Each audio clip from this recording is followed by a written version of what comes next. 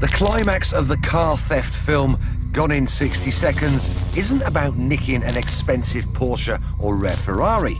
The writers made the ending about a car with far more charisma, a Ford called Eleanor, a 67 Mustang GT500. And this is the modern-day version of Eleanor. And in tribute to the film, I'm going to drive it like I stole it.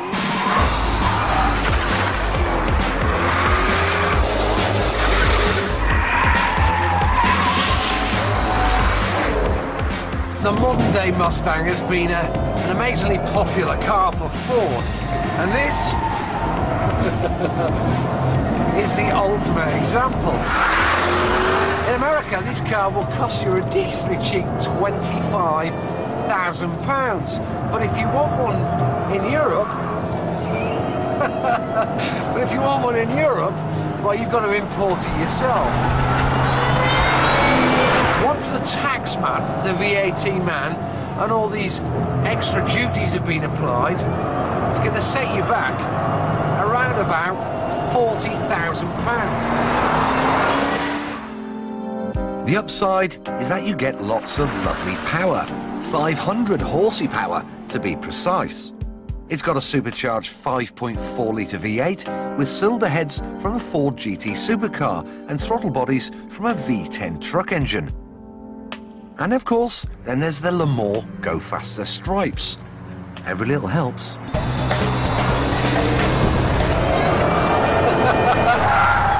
The top speed is limited to 155 miles an hour. Without the limiter, you'd be looking at 180 plus.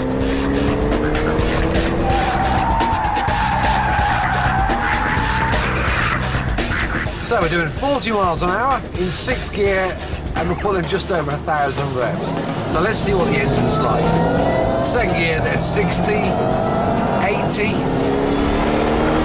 100 miles an hour. I have to say it's got some grunt, this thing. But it's unusual in that it's supercharged, and the feeling you don't get any surges of power, it's just a constant wafting.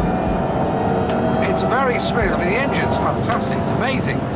But this car reminds me of American food.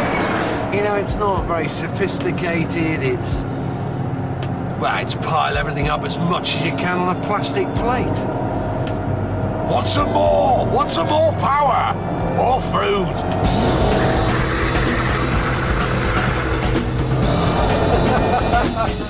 It's a basic old-school approach to making a sports car, and that theme continues inside.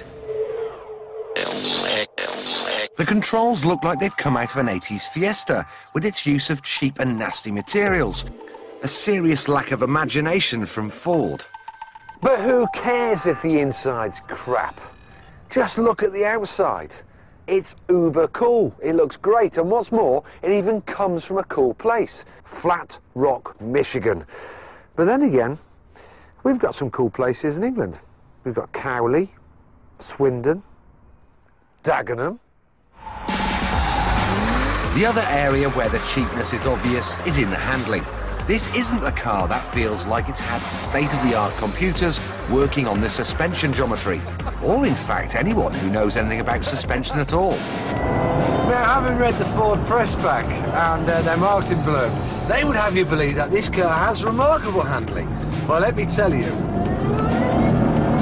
it simply does not. You know, I want this car to be a fire-breathing monster, which it could be if it just had a stiffer diff.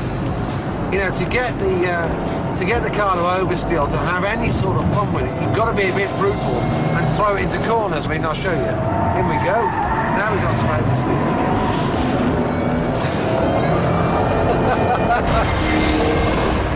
It's good fun. Let's have some here.